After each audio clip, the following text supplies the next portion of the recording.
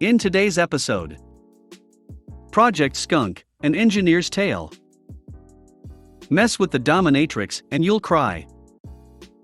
I catfished a former boss to get paid. So let's get started. Project Skunk, an engineer's tale. Okay, originally this was posted over /RBI, and they suggested a longer version would go well here. So here goes. I hope you enjoy it. Decades ago I worked the worst crap job of my life as a software engineer, writing code for an OBD2 car code scanner at a completely dysfunctional business I'm not going to name, but I'll drop a hint and say all their products are all orange. It was right after September 11th, I was laid off, and jobs were nearly impossible to find. But I managed to land one there, and out of desperation I took the job. And there I met probably the best friend I ever made at work. I'll call him Agents. Agents was a coder's coder, a real laid-back guy, and an all-around good egg. Imagine if the dude could code, you'd pretty much have Agents. We had many wonderful overlong lunches working there. And I needed the calm he taught me because that place was nuts. All the departments poisonously hated each other, the head of engineering was as paranoid as a Russian czar, rampant abuse, theft, the works. A total madhouse. But eventually everyone has their limit, and Agents had put in his 2 weeks' notice. Just to let you know how nice he was the only person that quit that wasn't escorted to his car immediately by an armed guard, which was standard procedure. He was permitted to put in his last 2 weeks. So imagine my surprise when Agents said I want some payback before I go. Maybe a few days earlier, the paranoid czar of engineering gave us this odd missive. When you leave your desk for any reason, you are to take your papers on your desk and lock them in your desk. You are to lock your computer. You are to put a password in your BIOS and shut down your machine when you leave for the night. You are to erase your marker boards. Leave no scrap of paper out or any hint of what you are working on. And no explanation why, which was standard for him. Just do it. Of course, we all wanted to know why. So our man in the field, I'll call him Bond, went about finding out. Bond was social and likable and had friends in every department in the increasingly balkanized organizational structure. I'll ask around and don't tell anybody. He found out. Engineering czar got word somehow that people in the sales department were working late and waiting for engineering to leave. Once we left, they were going through our desks and computers looking for clues as to what we were working on. They would then copy this stuff down, claim it as a project I'm heading up, and present the material to their superiors so they could look valuable and get raises and all that fun sales stuff. Yes, I know sales is supposed to query their customers for features they'd like, then make proposals to engineering. I did say this place is dysfunctional, right? Engineers drove the product design since sales couldn't be bothered. And why should they, when they could just steal it instead? Right. So Agents had had enough. We made Project Skunk. All projects in this place were named after an animal. We decided to leave a hint in the name that all was not as it should be. And we dreamed up the most amazing OBD2 scanner in the world. Here are some of the specs. Since everyone knows 32-bit processors are more expensive than 8-bit processors, we would save money by using a 2-bit processor. The EEPROMs that held the automotive database were expensive as well. So to save space, we would use zip to compress the database 12 times and store it on a single 4K EEPROM. Predictive analysis. If you enter in the last few codes your car through, it would extrapolate and tell you the next part on your car that was going to break. I thought of this one, I'm especially proud of it, and so on. We spent a happy afternoon drawing up box diagrams, with flux capacitors and n-dimensional grommets and yoyodyne compensators, lots of specs and analyses and other assorted bits of utter nonsense. We scattered them all over Agent's desk, then went home. The very next day, our man in the field Bond gives us the news. Project Skunk is a hit. The entire building is buzzing over it. Salespeople are tripping over each other taking credit. It took about a week before the stolen goods were finally passed upstream to the six-figure guys before someone with half a clue noticed that everything in the project was absolutely F***ing impossible. Agents had left by then, but I tracked him down and we had lunch, and I told him the results of the ill harvest he had left behind. Sales had been seriously embarrassed in front of their superiors, and the ones over them as well. I don't know if anything came of it. It was an old boys network there, and I'm sure they covered for each other somehow. But they were embarrassed and they were hurt. How do I know? Every day from that day on, anytime a person from sales passed me in a hallway or something, they would physically turn their face from me to shun me. It was hilarious. Like somehow I'm the A** hole for making fake stuff for them to steal. They went under not too long after that. The building is now a medical company supplying COVID masks. Mess with the Dominatrix and you'll cry. Alerts, NSFW, mobile, no native English. I work as a cam girl, doing video chats with guys for money. Most of the sessions I have are fetish related and I work for many small sites.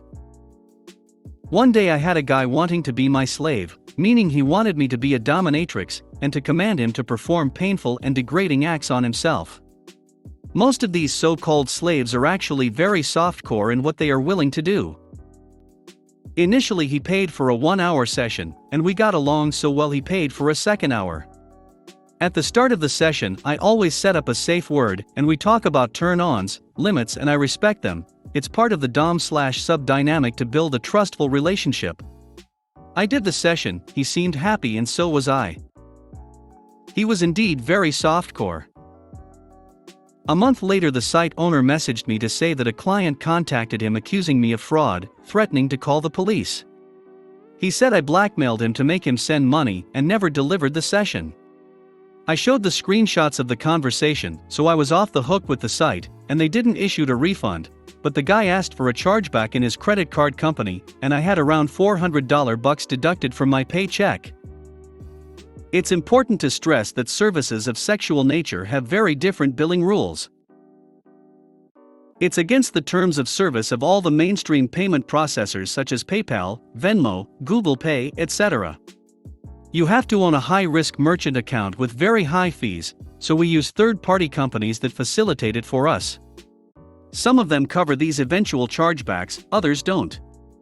This one didn't. Fast forward 6 months, I was contacted on Skype by a guy wanting to be my slave for 1 hour. This is not a rare request, so I didn't connected the dots at first. I sent him a link for payment, luckily this time in a site that covered chargebacks. He paid. When he opened his camera, there he was. I never forgot his face and accent because he was very weird. It was the same guy who accused me of fraud and got his money back.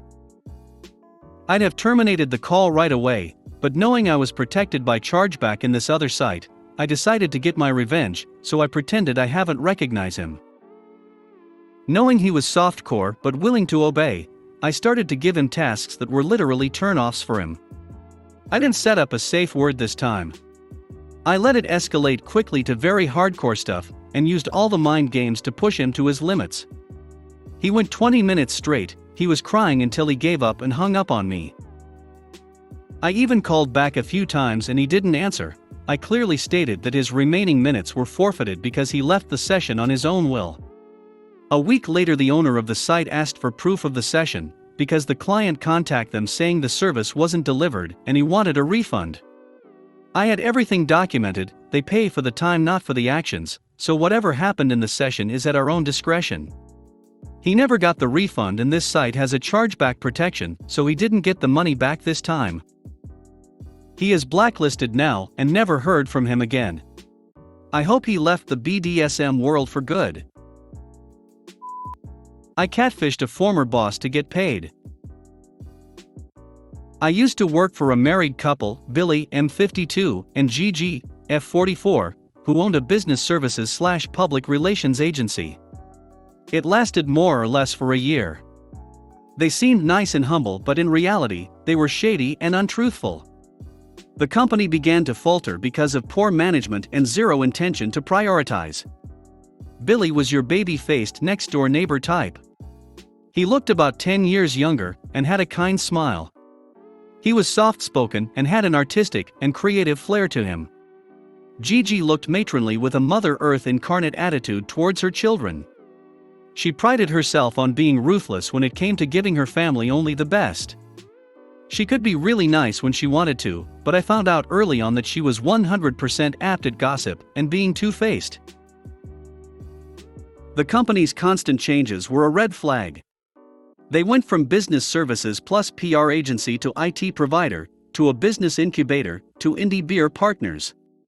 What I'm trying to say is that they tried to dip their donut on everyone's coffee, figuratively. Some of us had no real way to escape. The lady working next to me was already 67 years old and scared that no one would hire her. I wasn't in a great place either. We were 8 employees in total. They wouldn't lay anyone off because they believed that the employee should quit. They paid us only a portion of our salaries, incomplete weekly payments. Employees would run for the hills once they found a better job. Some of us were stuck. It was horrible. Then, they would pay the normal rate for a month and then do it again. They never cut down on their luxury expenses, so the wife would post her shopping sprees or arrive in a new car like it was nothing. Zero empathy. Very insensitive. The husband was obsessed with making it big time. So much that he sometimes failed to see an opportunity right in front of him. He said he was Coca-Cola's brand manager. I swear I looked it up and could never find any reference. Gigi had a display full of small local magazines, mostly about design and architecture. They were very proud to be a team member, but in reality, they just helped them print 2 issues. They wanted big business only, but in the meantime, looked down upon tangible potential clients. Like the young Latino couple who showed up trying to learn more about their services. They seemed lost because they wanted someone to help them set up a coffee business, and had no idea how it was done. I talked to them and helped them into the waiting room. They even showed up with their baby in a stroller. That means they must have driven by and decided to come in. An impulsive client should be retained. The guy said his grandpa had a farm, and he wanted to create an import/exports company.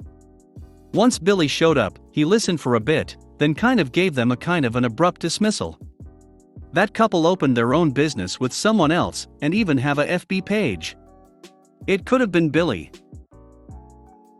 Billy lined his office walls with posters of Steve Jobs and Elon Musk.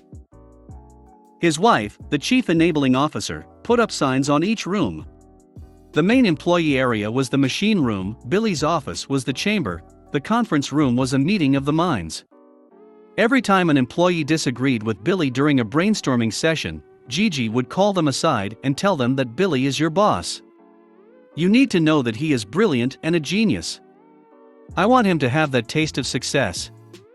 I experienced that firsthand. I also hated brainstorming because that was never on my job description. They just wanted to pick everyone's brains.